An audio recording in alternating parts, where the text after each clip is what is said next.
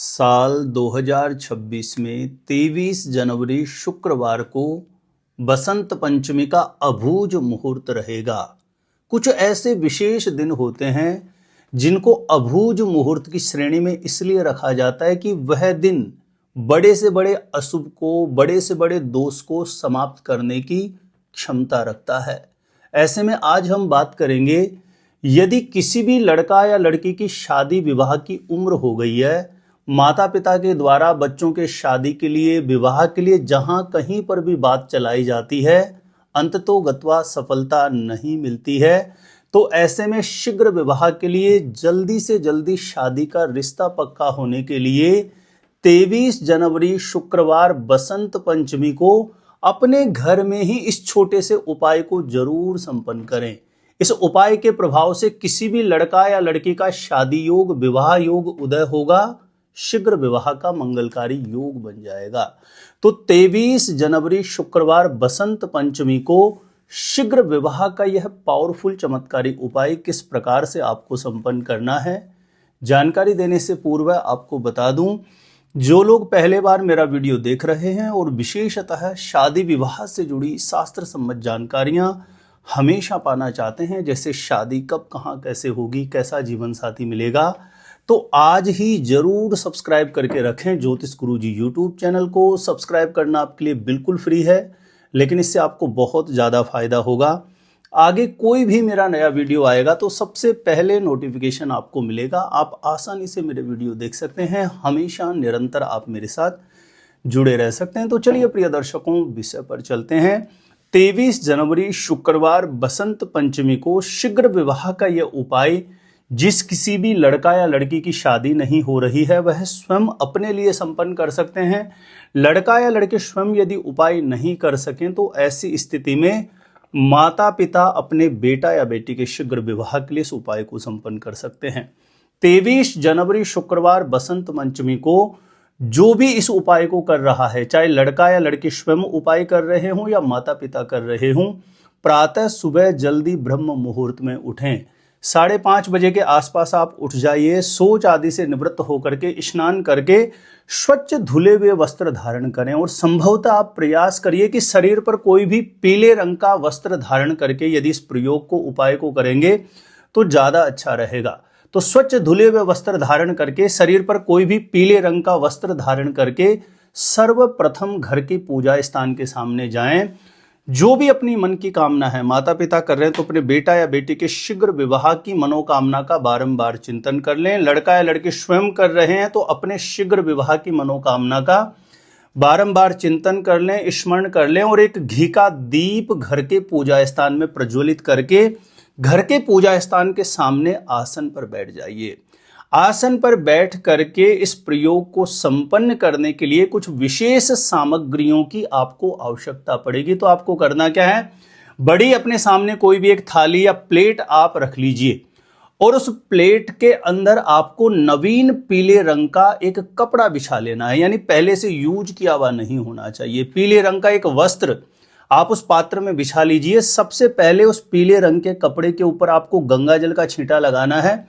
उसके पश्चात कुमकुम की सहायता से या पीले चंदन की सहायता से उस पीले कपड़े के बीच में एक स्वास्तिक आपको बना देना है।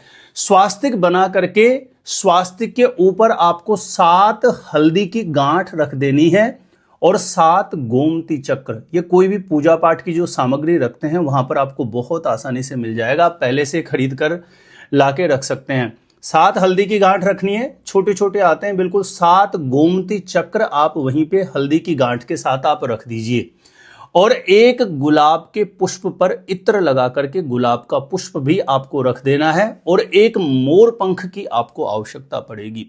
मोर पंख बड़ा होता है, लेकिन मोर पंख पे जो एक अग्रभाग पे एक आइकन सा बना हुआ होता है, वहां से आप उसको कट कर लीजिए और मोर पंख का जो एक अग्रभाग पर जो एक आइकन बना हुआ रहता है, वहां पर पीले चंदन से आपको तिलक लगा देना है। मोर पंख का जो अग्रभाग होता है वहां पर पीले चंदन से तिलक लगा करके वह मोर पंख भी आपको, जहां हल्दी की गांठ आपने रखी है, गोमती चक्र, गुलाब का पुष्प आपने रखा है, उसी के साथ में मोर पंख रख करके और पीले कपड़े में इन सभी को आप लपेट दीजिए। उसके पश्चात आपको देवगुरु बृहस्पति के इस मंत्र का 108 बार जप कर देना है। ओम ब्रीम बृहस्पतये नमः, ओम ब्रीम बृहस्पतये नमः। इस मंत्र का 108 बार जप करके मां भगवती सरस्वती माता को बारंबार प्रणाम करके अपनी मनोकामना सिद्धि हेतु प्रार्थना कर लें। घर के पूजा स्थान में जो भी विराजित देव शक्तियां हैं उनको प्रणाम करके शीघ्र विवाह के लिए, जल्दी शादी का रिश्ता पक्का होने की अर्जी प्रार्थना के रूप में, चिंतन के रूप में बारंबार आपको करनी है।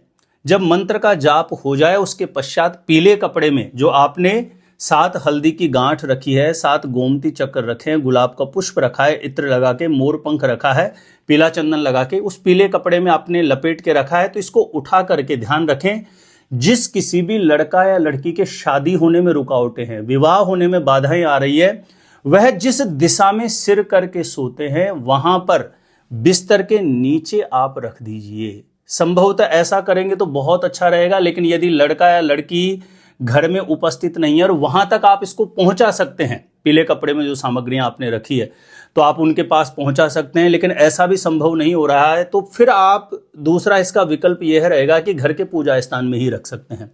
बाकी आप प्रयास करिए कि लड़का या लड़की जिसके शादी होने में, विवाह होने में रुकावट है, वह जिस दिशा में सिर करके सोते हैं वहां बिस्तर के नीचे आप इनको रखेंगे, तो ऐसा करने से उस लड़का या लड़के का विवाह योग, शादी का योग जागृत होगा, बृहस्पति का बल बढ़ेगा। ऐसे में मन के अनुरूप अच्छे प्रस्ताव शादी के लिए आने लगेंगे और जल्दी से जल्दी शादी का रिश्ता पक्का होने का मंगलकारी योग बन जाएगा।